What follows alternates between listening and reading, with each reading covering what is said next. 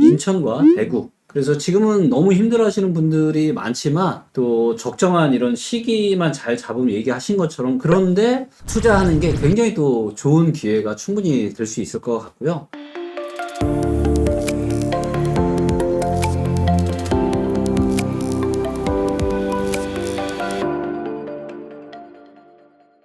안녕하세요. 반갑습니다. 리치고의 김규현입니다. 오늘도 연속해서 우리 나는 오를 아파트가 좋다. 네, 저자이신 우리 나땅님 모시고 우리 나땅님이 부동산 이 투자의 어른이 되는 이런 과정들에 대해서 한번 이야기를 나눠보겠고요. 자, 우리 나땅님께서 지금 23년 지금 중순 정도 됐는데 주목하시는 또 지역이 있으시다고 이렇게 또 책에서 이야기를 해주셨는데 네. 어떤 지역들일까요? 저는 지금 세 군데 정도 이야기를 좀 했는데요. 네. 서울에서 이제 제일 좋다라고 생각하는 지역이 그 창동 상계. 네. 그 지역을 뽑은 이유는 네. 다 아시다시피 네. 거기에 일자리 호재가 있기 때문에. 아, 일자리 호재? 네, 네. 아, 너무 좋죠. 네, 제가 보니까 네. 어떤 지역이 퀀텀 점프 하는 거는 네. 지하철 개통만으로는 좀 부족하더라고요. 맞아요. 네. 제가 그 지하철이 개통할 지역을 경매로 낙찰을 받았어요. 아, 네. 그래서 네. 개통하면 오르겠지? 그리고 기다렸거든요. 네. 근데 개통했는데 안 오르더라고요. 그러니까 아, 시장이 네. 지하철 개통보다 더 중요했던 거예요. 그 사이클. 네. 사이클이 나보면은 지하철이 개통해도 안 네. 오르더라고요. 와, 이거 너무 좋네요. 네, 그래서 이것만 그런가? 그리고 음. 제가 다른 지역을 막 거꾸로 올라갔어요. 아, 그랬더니 가양동을 좀 주목을 하게 됐습니다. 네. 가양동이 네. 9호선이 개통을 네. 했는데 네. 2009년도에 개통을 했어요. 네. 근데 안 올랐어요. 아, 안 올랐어요? 네, 2009년도에 개통을 하고 네. 2016년까지 계속 떨어졌습니다. 아, 6억대였던 게 4억대까지 아. 2016년까지 계속 떨어졌어요. 음. 근데 2009년에 9호선이 개통을 했거든요. 네. 근데 지금 우리가 생각하면 9호선 굉장히 좀 그렇죠. 좋잖아요. 굉장히 좋은데도 그 9호선이 개통을 했는데도 안 올랐다는 걸 제가 주목을 하고 네. 그러면 네. 언제 올랐을까? 그리고 다른 것도 다 봤어요. 네. 그랬더니 그 전에 옛날에 개통한 거 데이터가 없어요. 네. 이 프롭테크가 안 생겨가지고 음. 5호선이 개통을 할 때는 네. 개통의 기대감을 가지고 음. 안 개통했는데도 먼저 오르고 아, 시장이 나쁠 때는 개통을 했는데도 안 오르더라고요. 역시 시장이 중요하죠. 시장이 네. 중요하구나. 네. 개통이 중요한 게 아니구나. 네. 오르는 시장에서는 아직 개통 안 했는데도 기대감 때문에 아. 먼저 오르고 네. 이미 개통을 했는데도 시장이 나쁘니까 계속 떨어지는 걸 보고 네. 이게 개통보다 중요한 건 다른 거구나. 사이클. 네. 사이클이 훨씬 중요하구나 네. 하는 걸 알았고요. 네. 그럼 가양동 계속 떨어졌냐? 네. 2016년도부터 네. 조금 오르게 됐는데 네. 16년에 뭐 상승장이기도 했는데 이때부터 LG 음. 사이언스 파크가 입주를 그렇죠. 하면서 실제로 거기 이제 수요자들이 많아지게 됐는데 마곡에 네. 지금 근무하는 인원이 한 8만 명 정도로 추정이 돼요. 네, 엄청나죠. 거기 이제 LG 사이언스 파크가 입주를 하면서 고소득 직장인이 직주 근접으로 살고 그렇죠. 지하철 역세권에 택지지구, 새 아파트 이렇게 좀 돼서 네. 분양할 때 4억대 엠벨리가 분양을 했잖아요. 네. 지금 건너 아시는 분은 7개를 사셨대요. 아, 확신이 있어서. 그렇죠. 가양동이 네. 2016년도부터 오르게 됐는데 이 그래프를 보면은 9호선이 개통할 당시 2019년도부터 16년도까지는 이 가양동이랑 상계동이 시세를 가격 밴드를 같이 갔었어요. 아, 그러다가 16년도부터 가격이 벌어지기 시작하는데 상계동보다 상급지였던 성북구랑 밴드가 만나게 됩니다. 아, 그러니까 상계동도 오르고 성북구도 올랐는데 가양동은 낮은 단계에 있던 데서 그 윗단계로 올라가게 돼요. 아, 네, 저는 이거는 이제 교통과 일자리라고 보고 있는데 네. 제가 상계동을 이제 꼽은 이유는 네. 지금 서울 5개 권역 뭐 동북, 동남 뭐 다 있지만은 동북 권역에만 일자리가 없어요. 네. 일자리 거점이 없고 그렇죠.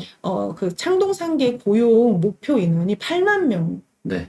그러면은 마곡에 지금 8만 명이랑 비슷한 인원이 있고 광역 교통망도 예정이 되어 있고 재건축 이슈, 그러니까 주택의 어떤 그 질이 올라가고 교통망도 좋아지고 일자리가 생기는 5개 권역에는 없는 가장 좀 호재가 큰 게 아닌가라는 생각이 일자리는 무슨 일자리 호재가 있죠, 여기? 거기가 그 창동 역세권 개발하고 네. 그 신경제 중심지에서 그 고용 목표 인원이 8만 명 정도 돼요. 근데 목표는 말 그대로 목표 아닌가요? 네, 아니 맞아요. 이제 구체적으로 네. 여기에 어떤 뭐 대기업이 들어온다든가 뭔가 그러니까 예를 들어 이제 마곡 같은 경우는 이제 그래도 대기업들이 좀 많이 네, 들어왔잖아요. 네. 그럼 이제 이 창동, 상계동 요쪽에도 대기업들이 들어오는 이런 계획들이 있는 건가요, 지금? 지금 뭐 아레나 같은 거는 네. 공사를 지금 시작을 했잖아요. 창동 아레나 네, 같은 네, 경우에는 네. 그래서 거기 동부간선도로 같은 경우에도 좀 지하화하면서 네. 주거 환경이 많이 좀 좋아질 예정이고 그러니까 가격대가 좀 제일 낮은데 여러 가지 시세를 올릴 수 있는 호재가 굉장히 좀 여러 개가 중복이 되어 있어서 거기로 좀 그 아레나 혹시 언제 완공 예정이죠? 이제 착공을 저는 좀 한 걸로 알고 있는데 네. 네네 그래서 하고 있습니다. 거기 이제 그러면 이제 좀 그쪽에 많이 좀 주목을 하시면 좀 좋겠네요. 저도 데이터를 많이 보지만 사실 얘기하신 것처럼 뭐 어디에 지하철이 생긴다, 뭐 막 그래서 살아 이런 얘기 사실 너무 많이들 하시잖아요. 맞아요. 근데 이제 이것만 가지고는 제가 봤을 때 상당히 부족한 것 같고 네, 맞아요. 얘기하신 것처럼 여기에 일자리 호재까지 있으면 이 두 네. 가지가 합쳐지면은 엄청난 시너지가 나타나는 거고 제가 우리 나땅님 이야기를 들으면서 야 나땅님이 그래도 부동산 어른이 되어가는 그런 과정들을 저는 들었거든요. 왜냐면 제가 되게 중요하게 생각하는 게 뭐냐면 우리가 예를 들면 이제 바둑을 두면 우리가 고수가 되려면 복기를 해야 되거든요. 네. 내가 어떻게 바둑을 뒀고 내가 이 부분에서 뭘 잘못했고 이런 걸 복기를 해야 저는 그게 이제 부동산 어른이 되는 그런 과정이라고 생각을 하는데 우리 나땅님께서 이야기하시면서 나는 이제 지하철만 뚫려도 사실 초보자분들은 거기 지하철이 뚫려? 야 여기 무조건 올라가겠네라고 사실은 생각하지만 물론 이것도 중요하지만 일단은 시장 상황이 하락장이냐 상승장이냐 이거에 따라서 너무 달라지고 거기에 추가적으로 일자리까지 같이 봐야 된다. 네. 얘기를 해주셔서 사실 너무 참 좋은 내용이었고 공감이 많이 됐던 것 같습니다. 그리고 또 세 번째 또 주목하시는 또 지역이 있다라고 또 얘기를 해주셨는데 첫 번째는 이제 전세가 좀 너무 많이 네. 과거 전세에 비해서 지금 매매가가 너무 많이 떨어진 지역 수도권에서 한 8군데 정도 되더라고요. 네. 그리고 실제 호가도 지금 그래서 네. 과거 전세보다 좀 더 떨어진 지역, 그 매수자가 우위일 수밖에 없는 지역을 좀 주목하시면 좋을 것 같고 뭐 한두 개만 얘기해 주시면 안 될까요? 뭐 제일 대표적인 데가 일산이랑 양주, 옥정 그리고 인천입니다. 그 인천도 택지지구 안에 네. 1호선, 7호선 역세권에도 과거 전세에 비해서 지금 현재 매매가가 현저하게 낮은 지역들이 있어요. 근데 원래 그 지역에 내가 전세를 살고 있었던 임차인의 입장이라면 21년, 22년에 전세 지금 3억 4천, 매매가 5억 대였는데 지금 전세가 1억 7천이고 매매가 2억 7천으로 떨어졌어요. 어이구. 그럼 내가 거기 이미 3억 4천 전세를 살고 있는 임차인이라면 그렇죠. 그냥 그 가격에 살 수도 있고 더 내려간 거잖아요. 나 지금 전세 3억 4천에 살고 있는데 그런 지역이 7호선 역세권에도 있더라고요. 와, 이거 진짜 엄청나네요. 엄청나요. 근데 이제 더 슬픈 일은 올해 또 말에 입주가 5천 세대가 예정이 되어 있어서 그게 쉽게 좋아질 것 같지가 않아요. 근데 이게 거기를 지금 5억에 산 사람이 있고 3억 4천에 전세를 살고 있는 사람, 지금 2억 7천에 사는 사람이 있어요. 월세 사는 사람도 있고 포지션이 다 다른 거예요. 그렇죠. 그러니까 우리는 밖에 있으니까 그 아파트랑 전혀 관계가 없지만 거기에 지금 살고 있는 사람은 보유하고 있는 사람은 입장이 다 달라서 누군가에게는 내가 지금 전세 3억 4천에 살고 있는 사람이 2억 7천에 살 수도 있는 입장이고 그렇죠. 내가 내고 있는 월세보다 이자로 더 싸게 거주할 수도 있는 시장이다라고 생각이 들고 또 창동 상계 같은 경우에는 또 많이 떨어지기도 했고 재개발보다는 재건축이 또 보유하기가 좀 낫잖아요. 훨씬 좋죠. 그리고 세 번째로 지금 주목하는 거는 입주가 많은 지역 분양권입니다. 여기는 분양권. 마피가 마피도 있습니다. 근데 이제 앞으로 분양가가 네. 과거 분양가랑은 조금 달라질 수 있어요.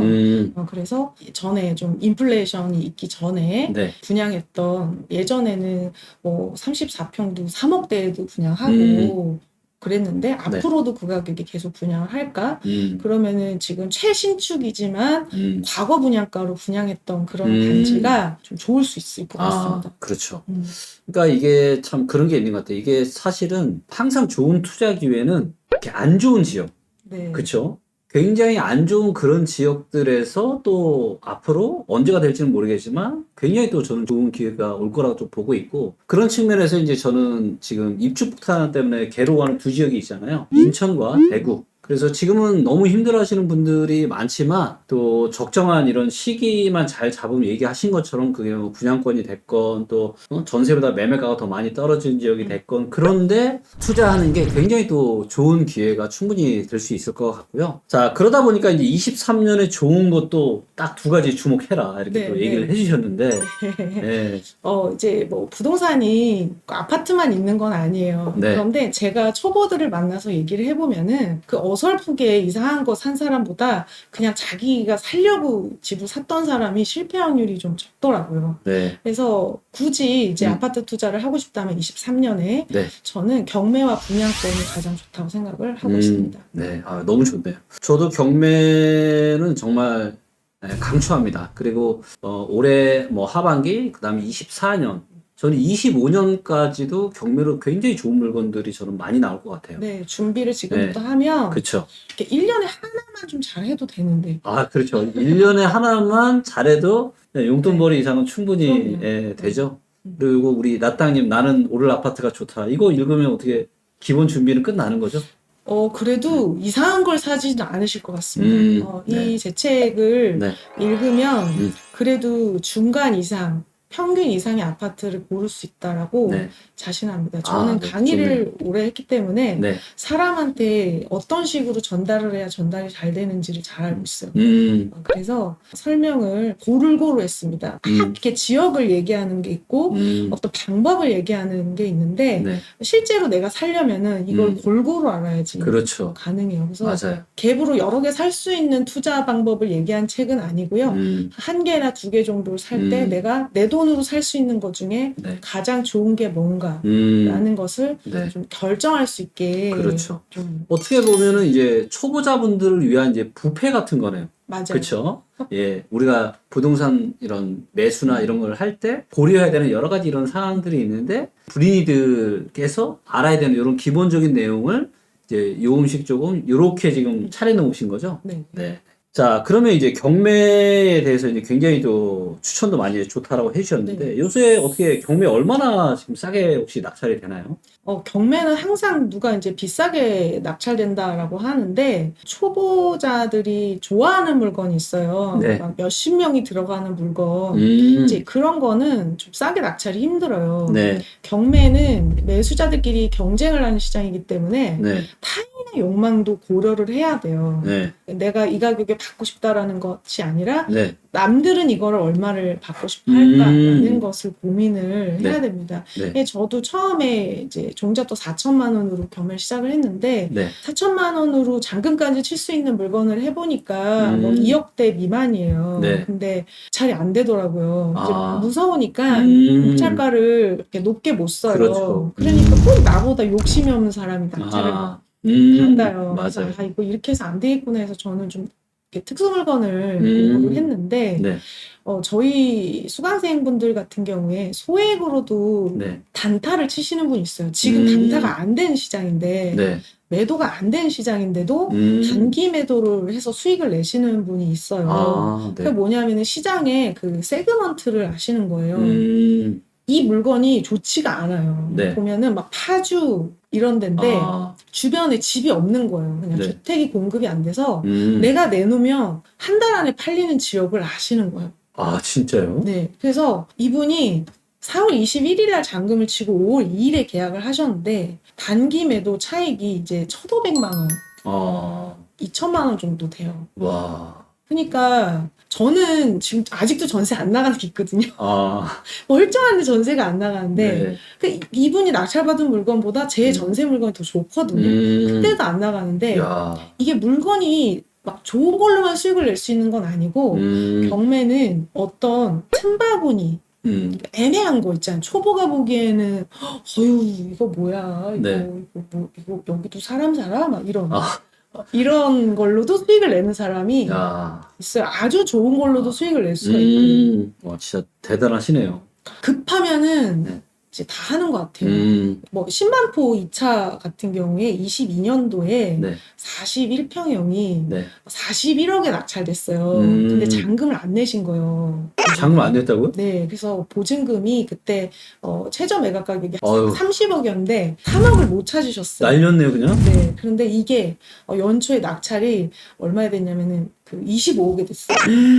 부동산의 전망이나 평균, 그 신반포 아파트 시세를 보면 앞으로 투자를 뭐 당분간은 하지 않는 게 좋다라고 얘기할 수 있지만은 네, 우리는 대세나 평균, 통계에다 투자를 하는 게 아니라 네, 특정한 가치를 가진 물건을 특정한 네. 가격에 사기 때문에 네, 신반포 아파트가 앞으로 안 오를 수도 있고 장기적으로 조금 떨어질 수도 있지만은 네. 41평형을 25억에 낙찰을 받으면 시장과는 전혀 관계없이 수익이 나는 거예요. 네. 왜냐면 내가 가치에 비해서 너무 싸게 낙찰이 됐기 때문에. 네. 그래서 경매는 좀 그렇습니다. 근데 돈이 많은 것도 네. 실력이라서 네. 돈이 없으면은 조금 더 노력을 많이. 몸테크 해야죠. 예, 네, 좀- 돈 없으면 몸테크, 몸으로 이렇게. 네. 맞아요. 네. 경매 좋습니다. 네. 지금. 저도 경매 너무 좋을 것 같아요, 정말. 그리고 저는 제가 주목하는 건 이제 주거용도 좋지만 저는 상업용을에서 훨씬 더 기회가 많을 거라고 생각해요. 왜냐면 이제 주거용은 그래도 뭐 DTI나 LTV나 뭐 여러 가지 이제 DSR은 묶여 있는데 근데 상업용 부동산은 없잖아요. 이게 그래서 대출을 뭐 70% 80%까지 해주다 보니까 요즘 이제 기사들 나오는 거 보면 연예인들 지금 가수 누구누구도 지금 뭐 건물 내놨는데 지금 안 팔리고 있고 그다음에 또 뭐 연예인들 누구는 지금 뭐 100억 샀는데 지금 월세보다 지금 대출이자가 더 많아가지고 지금 그래서 이런 일들이 저는 앞으로 계속 발생을 할 것 같고 결국 이런 것들을 이자 부담을 감당하지 못해서 굉장히 이런 물건들이 앞으로 1, 2년, 2, 3년 동안 많이 나올 것 같아요. 그래서 조금 자금 여력이 있으신 분들은 굉장히 이제 입지가 좋은 지역에 이제 구분 상가나 꼬마 빌딩, 건물 같은 거 관심 두면 좋으실 것 같고 또 조만간 이제 저희 또 6월 한 초중반에 이제 리치고에 또 경매 데이터가 들어가기 때문에 그런 것들 참고하셔서 좀 경매 투자하시면 너무 좋을 것 같고 나땅 경매 강의도 그럼 하시겠네요? 네네. 좀 경매가 전문입니다. 그럼 우리 나땅님 경매 강의를 들으려면 어떻게 해야 되는 거예요? 저는 행꿈사닷컴에 오시면은 네. 모노프라인 강의가 있습니다. 그럼 이렇게 네이버에서 행꿈사닷컴 이렇게 검색하면 네. 네. 관심 있으신 분들 우리 나땅님 강의 들으시면 좋을 것 같고요. 자, 그 다음에 이제 전세 살지 말라라는 또, 요거에 또 진짜 의미가 있다. 이렇게 또 네. 얘기를 해주셨는데, 이건 또 뭔가요? 사람의 능력치가 조금 다 다른데요. 네. 인플레이션보다 능력이 있는 사람과 없는 사람 저는 이렇게 두 가지로 나누고 있어요. 그 인플레이션보다 능력이 있는 사람은 네. 집에 최소한만 묶이고 그걸로 투자를 하는 게 더 네. 좋다고 생각하고요. 네.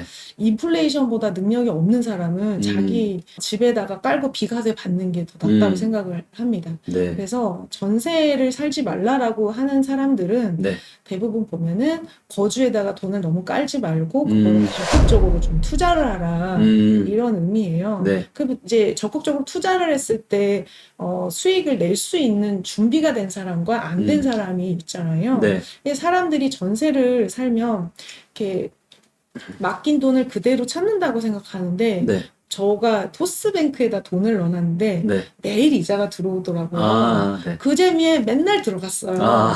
근데 어느 날 반대로 생각해 보니까 네. 내가 현금을 이렇게 보유를 하고 있으면 돈이 이렇게 매일 줄어드는 거를 그렇죠. 체감을 못하면서 계속 줄어들겠구나. 네. 이 작년에 러시안 전쟁 때문에 인플레이션이 13%였었고 미국도 6% 이상, 네. 우리나라도 5% 정도 인플레이션이 있었습니다. 네. 그러면은 인플레이션 1억당 1년에 네. 500만 원, 네. 10억은 5천만 원. 그렇죠. 가격이 계속 계속 물건의 가격이 오르면서 자산이 계속 줄어드는데 네. 이 전세로 살면은 그 돈을 그대로 맡겼다가 그대로 받는다라고 생각을 하니까 사람들이 좀 쉽게 선택을 하는 것 같아요. 그렇죠. 그리고 이게 한번 전세를 들어가게 되면은 네. 전세 사이클에서 네. 살다 보니까 좀 불편해서 조금 더 이제 연식이 짧은 걸로 가게 되고 넓은 걸로 가게 되고 네. 주거의 어떤 질이 자신이 실제 보유하고 있는 자산에 비해서 체감을 못하고 너무 이렇게 높게 유지를 네. 하면서 살게 되는 거예요. 네. 네. 그래서 사람들이 전세 살지 말라라고 하는 거는 전세 살지 말고 집을 사라라는 것보다는 전세를 살아도 어떤 의식, 어떤 계획이 있다든지 아니면 전략적으로 산다든지 네. 자산이 내가 줄고 있다라는 것을 좀 알고 해야 되고 네. 내가 집에다가 깔고 있는 게 더 나은 사람들도 많아요. 아, 준비가 덜 된 사람들은 인플레이션이 더 유능할 수 있거든요. 네, 맞습니다. 그래서 그런 의미가 있는 것 같다. 이걸 좀 최근에 그런 생각을 하게 됐어요. 네. 그리고 이제 아까 이제 원금 보장이라는 얘기를 해주셨는데, 제가 이제 사회적으로 이제 여러 가지 이런 것들을 보면서 너무 많은 분들이 이 원금 보장이라는 이 말에 현혹이 돼가지고 네, 네. 내 돈을 너무 이제 터무니없이 하시는 분들이 계신 것 같아요. 사실 우리가 전세가가 이렇게 폭락을 하게 될 줄은 사실 거의 대부분의 전문가들은 오히려 반대로 예상을 했잖아요. 네. 22년 8월 달에 전세 내려놔서 전세 폭등할 거라 그랬는데 다 거의 다 틀렸거든요. 네. 근데 지금 엄청난 전세 폭락이 왔고 그러다 보니까 내가 아까 얘기하셨던 것처럼 내가 전세를 뭐 3억 5천에 전세를 계약을 했는데 지금 이게 전세 시세가 2억도 안 되는 이러면 진짜 이 내 3억 5천이라는 돈을 내가 어떻게 받겠어요. 매매가가 이거보다도 안 되는데 전세는 무조건 원금 보장이다. 또 이런 거에도 좀 현혹되지 않으셨으면 좋겠고 또 투자에 있어서도 뭐 이제 요즘 뭐 굉장히 문제가 많이 되고 있는 코인 사기라든지 여러 가지 이런 문제들이 겉으로 내세우는 게 이런 원금 보장 이런 거거든요. 그렇기 때문에 좀 원금 보장이라는 이런 달콤한 말에 현혹이 돼가지고 내 어떤 자산에 대한 그런 우를 범하는 그런 일은 좀 안 하셨으면 너무 좋을 것 같고요. 자, 그 다음에 우리 또 나땅님이 과거로 돌아간다면 이걸 좀 하고 싶다라고 또 얘기를 해주셨는데 지금 과거로 돌아가실 그 나이가 얼마 없으실 것 같은데. 그 재벌집 네. 막내 아들 보면서 네. 우리 그런 생각 하잖아요. 내가 네. 과거로 돌아가면 이렇게 했을 텐데 네. 이걸 하지 말았어야 되는데 이걸 그때 팔았어야 되는데 네. 그런 생각을 좀 많이 하게 됩니다. 근데 후회라고 하는 거는 네. 내가 그때는 보지 못했던 것을 지금은 볼 수 있기 때문에 하는 것 같고 그렇죠. 우리는 항상 그 시점에는 나한테 제일 좋은 것들을 선택하면서 살았었어요. 맞아요. 근데 제가 그 처음에 경매 공부를 4천만 원 했을 때 좀 네. 돈이 없어서 네. 많이 포기했던 것 같아요. 음. 4천만 원으로 할 수 있는 게 뭔지를 몰라서 네. 사실 그때 저는 이제 뭐를 했냐면은 경매를 했었고 제가 문을 열고 처음 딱 들어갔을 때 보이는 게 그 경매였고 이걸로 난 쇼부를 봐야겠다. 네. 이거 아니면 성공하기가 어렵다라고 생각을 해서 네. 경매 이제 특수물건 위장 입찰부터 했습니다. 네. 근데 지금 이제 경매 강의를 하고 책을 쓰고 부동산 강의를 하는 사람 입장에서 과거의 나를 가르친다면 사실 선택지가 되게 많다. 돈이 없다고 못하는 게 아니라 네가 네. 몰라서 못하는 거야. 맞아요. 그렇죠. 그거를 좀 알려주고 싶어요. 그래서 돈이 없어서 마음 문을 좀 닫지 않으셨으면 좋겠어요. 맞아요. 지금 우리 아까 대표님 얘기하셨지만 오피스텔 서울 역세권 신축 오피스텔인데 네. 매매가와 전세가가 거의 비슷하거나 전세가 더 높은 네. 그런 지금 지역이 있다라고 알려주셨잖아요. 네. 사실 돈이 없어도 그거를 내가 할 수 있는 거잖아요. 네. 그걸 내가 할지 말지를 알고도 결정을 안 하는 거랑 그런 게 있는지 몰라서 그렇죠. 안 하는 거는 차이가 많아서 네. 마음을 닫지 않았으면 좋겠다. 그리고 부동산은 돈을 없을수록 좀 공부를 많이 해야 되는데 그렇죠. 내가 돈이 없는데 공부해서 뭐해. 막 지금 투자 못하는데 해서 뭐해. 이런 생각을 좀 하시는 것 같아요. 근데 공부를 해야 그 안에서 내가 할 수 있는 게 눈에 보이는데. 그렇죠. 맞아요. 진짜 돈이 없어도 기술만 있으면은 충분히 좀 할 수 있을 것 같아요. 그래서 나는 돈이 없으니까 내가 무슨 부동산 투자야. 절대 이런 생각 하지 않으시면 좋을 것 같습니다. 자, 그리고 이제 마지막으로 이제 부동산 이 불인이에서 부동산 어른으로 가는 이 과정 속에 성장통이 또 있으셨다고. 그래서 부동산 투자하시다가 또 가장 힘들었던 순간이 있으셨다라고 하는데 처음에는 좀 마음이 급해서 네. 힘들었던 것 같아요. 내 안에 욕심이 이 투자라고 하는 걸 하게 되면은 네. 스스로와 맞닥뜨리게 되는데 네. 자기 자신의 그 불완전한 모습을 보게 됩니다. 음, 그 나를 가장 힘들게 한 건 나였다. 맞아요. 그 데일 카네기 한 얘기인데 밤새 잠을 못 자게 괴롭히는 게 나예요. 아, 너 지금 이렇게 돈 못 벌어서 어떻게 나중에 어떡할 거야? 너 지금 남들 막 다 부자 되고 있는데 혼자 막 밤새 막 괴롭혀요. 네. 그래서 처음에는 마음이 조급해서 좀 그렇죠. 많이 힘들었고 돈이 없어서 못한다는 어떤 그런 그 다급함 때문에 그 스스로를 다스리느라고 굉장히 좀 힘들었어요. 네. 그래서 막 샀어요. 아니, 다급한 거 돈이 없는데 막 샀어요? 이제 무피 막 이렇게 해가지고 경매로 무피 투자하는 방법이 있어요. 네, 있죠. 네, 무피 투자하는 어떤 스킬이 있습니다. 그렇게 네. 해서 막 그 풀레버리지로 해가지고 막 이렇게 세팅을 했는데 많으면 마음이 이제 안정이 되잖아. 나 집 되게 나 많아. 부자야. 네, 막 자산이 많아. 그런데 이 물건들이 나를 공격을 하는 거예요. 2019년에 네. 이제 역전세 아이고. 때문에. 그래서 그래도 그때 역전세는요. 전세는 많이 떨어졌지만 매매가 그렇게 떨어지지 그렇죠. 않았어요. 상승장이었으니까. 그래서 팔면 해결이 됐었어요. 맞아요. 네, 그런데도 제가 밤새 잠을 못 자고 네. 나 이렇게 투자하다가 잘못하면 훅 가겠구나. 이렇게 해서 급한 것부터 한 개씩 한 개씩 좀 처리를 해나가고 맨날 멘탈 관리하고 있어요. 도 닦는 사람처럼 멘탈 관리하고. 표현이 도 닦는 거지, 이거는 돌을 닦는 게 아니라 진짜 힘들었을 것 같아요. 네, 마음을 그 스스로가 되게 야생마 같은 욕심을 갖고 있어요. 탐욕이 맞아요. 있습니다. 그렇죠. 그래서 이거를 좀 다스리고 2019년에 이제 공실 4개가 났는데 네. 제가 이제 GTX 역세권 예정지 아파트 A라인 역세권 예정지 아파트를 갭 2천에 들어갔어요. 네. 되게 잘 샀는데 네. 지금 보면 올랐어요. 올랐는데 이게 우상향을 해도 내가 주간에 못 버티면은 그쵸. 소용없는 것 같아요. 맞아요. 부동산은 우상향이가 버티면 돼. 그럼 중간에 못 버틸 사건이 생겨요. 그럴 수 있죠.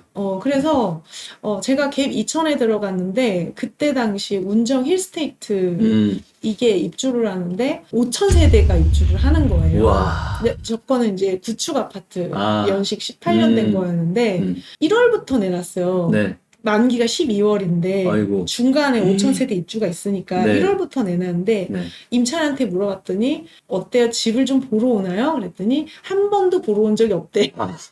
그쵸. 5천 세대 새 아파트가 입주하는데. 결국은 이제 대출로 대출도 진짜 힘들게 유능한 네. 대출 상담사가 이렇게 신탁으로 어떻게 해줘가지고 그거를 대출로 내보내고 맨날 멘탈 관리 하고 있었어요. 그래서 네이버 부동산에 네. 그래 매물이 얼마나 빠졌지? 신축이 빠져야 내 거가 그쵸. 들어올 것 같더라고요. 그때 34평 전세가 신축이 3억 2천이었는데 2억까지 떨어지더라고요. 심한 건 1억 8천까지. 와. 신축이 빠져야 구축으로 올 거 아니에요? 아니면 신축 가격이 올라가든지. 네. 그래서 이렇게 네이버 부동산 봤더니 네. 전세가 3,000개가 있는 거예요. 어이구. 전세 3,000개요? 네, 3,000. 이 중복으로 막 와. 올리잖아요. 그거 보고 맨날 멘탈 관리하고 그래서 이때 예방주사를 제가 맞았기 때문에 22년도 네. 이때 개수를 겁 없이 막 늘리지 않고 네. 제가 가르칠 때도 이게 지금 들어가는 게 중요한 게 아니고 네. 내가 중간에 좀 버틸 수 있는 투자. 부루마블 게임도 보면은 자산을 사야지 이기는데 그렇죠. 현금을 또 보유를 안 하면 중간에 맞아요. 파산을 하잖아요. 그렇죠. 그래서 적당한 어떤 그 선. 근데 또 제가 전세 그때 임대차 3법 때문에 전세가 6억으로 올랐는데 네. 4억이었어요. 네. 그래서 2천만 원 올린 거예요. 현재 시세 6억인데. 와. 근데 그때 못 올려서 되게 막 그렇죠. 안달이었었어요. 그랬겠죠. 아니, 이게 금액이 한두 푼이 아닌데. 1억 8천을 더 올릴 수 있는데 그러니까. 못 올려가지고 안달이었었어요. 근데 참 새옹지마 같은 게 제가 그때 그걸 6억을 다 받았으면은 네. 지금 그거 토해내느라고 아유. 그 돈 또 어디다 투자를 했거나 뭐 했을 거니까. 가만히 안 뒀죠. 아유, 막 진짜? 돈 막 이거 막 녹는다고 와. 어디다 넣었을 거예요. 재개발 같은 거 샀을 수도 있고. 그래서 인생을 돌아보니까 이제 내가 그때 좋다고 생각했었는데 네. 뒤돌아보니까 아 그게 그때 안 됐던 게 참 맞아요. 다행이었구나. 네. 그때 나는 이게 나쁘다고 생각했는데 안 팔려서 못 팔았는데 그렇죠. 나중에 그게 오르기도 하고. 맞아요. 음. 그래서 이제 투자는 저는 자동차랑 비슷한 게 있는 것 같아요. 우리가 자동차에는 두 가지가 있잖아요. 앞으로 달려나가는 악셀레터가 있고, 그 다음에 멈추는 브레이크가 있잖아요. 특히 이제 좀 초보자분들이 또 젊으신 분들이 많이 실수를 하는 건데, 투자 뭐 부동산이든 주식이든 돈을 벌면 그 돈을 번다는 얘기는 악셀레터를 밟아서 돈을 번 거거든요. 근데 악셀레터만 밟을 줄 알면 뭐가 발생하냐면 사고가 나요. 맞아요. 그렇기 때문에 우리가 이 투자의 인생도 마찬가지고 투자도 마찬가지고 과연 언제 내가 이 엑셀을 밟을지 내가 언제 브레이크를 밟을지를 잘 좀 고민을 하시면서 그런 의사결정을 하시면 좋을 것 같고 그리고 기왕이면 그게 이제 데이터에 근거해서 하시면 정말 좀 도움이 되지 않을까 그렇게 생각합니다. 오늘 또 귀한 시간 내주셔서 우리 나땅님이 출연해 주셔서 너무 감사드리고요. 마지막으로 우리 구독자 분들에게 부동산 또 투자를 좀 하려고 하는 우리 초보 좀 분들에게 꼭 요 당부 얘기를 좀 하고 싶다 하시는 거 있으면 그 말씀 듣고 마치도록 하겠습니다. 그 리치고 저희 구독자 여러분은 상당히 고수가 많다고 제가 알고 있습니다. 아닙니다. 네, 그 중에서도 네. 어떤 그 부동산 투자를 시작하려고 하시는 분들에게 제가 조금 도움이 될 만한 책을 쓴 거고요. 마음이 급하시지 않았으면 좋겠고 포기를 안 하셨으면 좋겠습니다. 이게 뭐 버스가 한번 지나갔지만 네. 새로운 버스가 계속 오고 맞아요. 우리가 유튜브에서는 어마어마한 부자를 만나기 때문에 아 내가 어떻게 저렇게까지 갈까 상상이 되지 않지만은 제가 주변에서 아시는 분들은 정말 남보다 훨씬 가난했다가 자수성가하신 분들이 많은데요. 가난하다는 거는 어쩌면은 그 부자가 될 수 있는 연료가 될 수 있습니다. 어설프게 가난하면 부자 되기가 힘들어요. 많이 가난하면은 이거를 벗어나고자 남들이 할 수 없는 노력을 하게 됩니다. 네. 그래서 본질에서 많이 벗어나지 않는 투자 그리고 정확한 데이터를 바탕으로 어떤 중무장을 한다면은 반드시 오른다 이건 아니지만은 상당한 위험을 제거하면서 그렇게 힘들지 않게. 네. 제가 그 힘든 순간에 아, 나 부자고 모이고 그냥 마음 편하게 살고 싶다. 이런 생각을 했었어요. 네. 그래서 이 남들이 막 투자로 돈 벌었다고 했을 때 박탈감 가지실 필요 없습니다. 그 꽃마다 피는 시기가 다르기 때문에 네. 그 본질에서 벗어나지 않고 그 원칙에서 벗어나지 않고 무리를 하지 않고 또 정확한 어떤 근거와 데이터, 확신을 가지고 투자를 한다면 그 어떤 것보다 부동산은 여러분을 부자로 만들어줄 수 있는 좋은 도구라고 생각을 합니다. 네. 자, 오늘도 이렇게 해서 우리 새 책의 또 저자님이신 나땅님과 좋은 말씀 나눠봤습니다. 감사합니다.